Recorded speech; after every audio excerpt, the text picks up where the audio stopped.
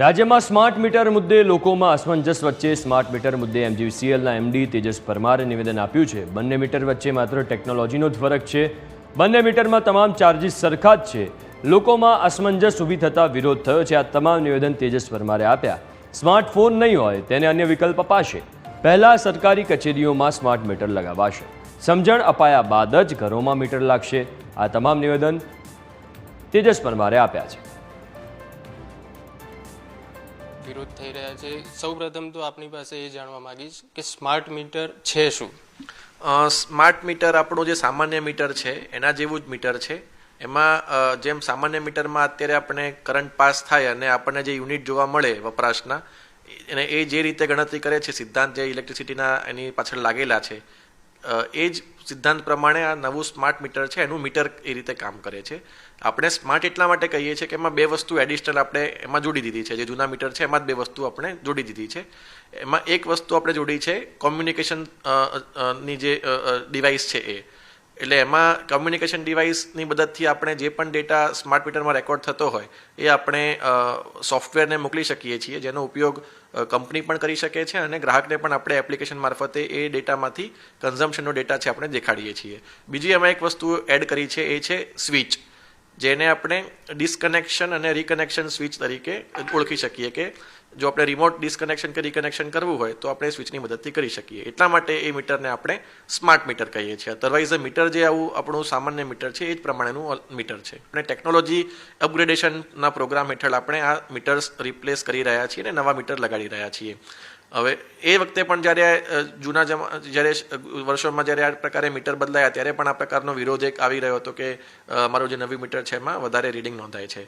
એટલે હું આપને ફરીથી કહેવા માગું છું કે આમાં જે નવું મીટર આવ્યું છે એમાં ટેકનોલોજી મીટરનો જે વપરાશ જે નોંધવાની જે ટેકનોલોજી છે એ બંનેમાં સેમ જ છે। એટલે વપરાશમાં કોઈ ફેરફાર ના જૂના મીટરમાં કે નવા મીટરનું તમે ભેગું કરીને કરશો તો વપરાશમાં કોઈ ફેરફાર નોંધાતો નથી।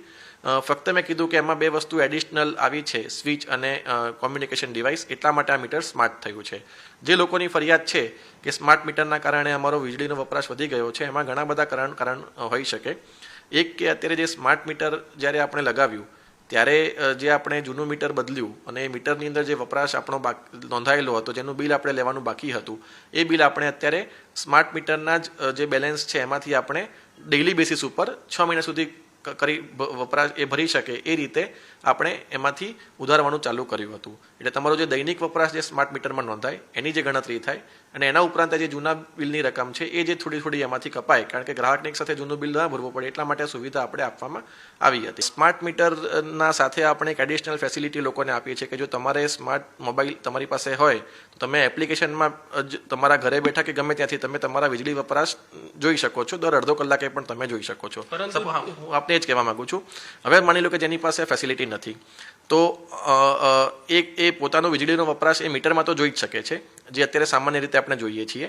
એટલે અત્યારે આપણે જે એડવાન્સમાં જે પૈસા ભરવાનું જે હતું અને પછી જે આપણે જો મિનિમમ બેલેન્સ ઓછું જાય એ જે આપણે ડિસ્કનેક્શન કરતા હતા એ અત્યારે ફેસિલિટી આપણે લોકોને પ્રોવાઈડ કરી છે કે જે સ્માર્ટ મીટર ધારક છે એને પણ આપણે મંથલી બેસિસ ઉપર જે એમનો મહિનો પૂરો થાય ને જેટલા યુનિટ એમાં નોંધાય એ પ્રમાણે આપણે બિલ આપીશું અને બિલ ભરવા માટે એમને પૂરતો સમય જે અત્યારે હાલ આપણે રેગ્યુલર આપીએ છીએ એ પ્રમાણે એને આપવાના છે।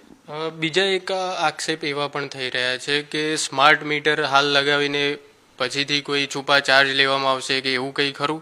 ના, જે પણ ડિસ્ટ્રીબ્યુશન કંપની એટલે કે જે પણ વીજળી વિતરણ કરતી કંપનીઓ છે એ એનર્જી રેગ્યુલેટરી કમિશન દરેક સ્ટેટમાં હોય છે, એના નિયમન પંચ હેઠળ જ મતલબ એના નિયમો હેઠળ કામ કરતી હોય છે।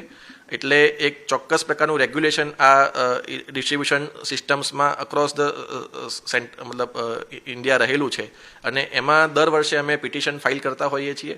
એ પિટિશન જ્યારે ફાઇલ કરવામાં આવે ત્યારે એમાં એની સુનાવણીમાં ઘણા બધા અલગ મતલબ જે પક્ષો છે પોતાના રજૂ કરતા હોય છે અને છેલ્લે એના આધારે કેટલા યુનિટનો કયા ગ્રાહક માટે કેવી રીતે ચાર્જ ગણવો એ નક્કી થતું હોય છે અને ડિસ્ટ્રીબ્યુશન કંપની એ જ પ્રમાણે ચાર્જ લેવા માટે બંધાયેલી છે। એનાથી એક વધારે કે ઓછો રૂપિયા અમે નથી લેતા। તો આ પ્રમાણે meter is also part of the entire distribution network, એટલે ડિસ્ટ્રીબ્યુશન નેટવર્ક તરીકે અમે સિસ્ટમને અપડેટ કરી રહ્યા છીએ।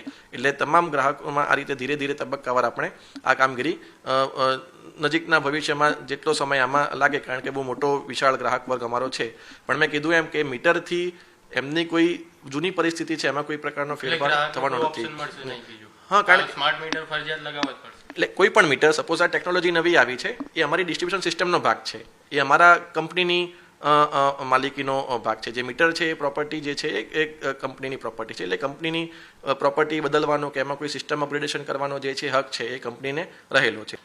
ઘણા લોકો સામાન્ય મીટરના જે વાયર અમારે સીલ લાગેલા હોય ને તોડીને કરતા હોય છે. એટલે મીટર મેં કીધું એ કે જે સામાન્ય મીટર છે એ પ્રમાણેનું જ એક મીટર છે. એટલે ફિઝિકલી કે મિકેનિકલી તમે એને કોઈ પણ રીતે જે સામાન્ય મીટરમાં જે પણ વસ્તુ થઈ શકતી હોય આમાં થઈ શકતી હોય છે. પણ આમાં એક વસ્તુ એ છે કે આમાં ડેટા જે છે એ લાઈવ ડેટા અમને જોવા મળે છે.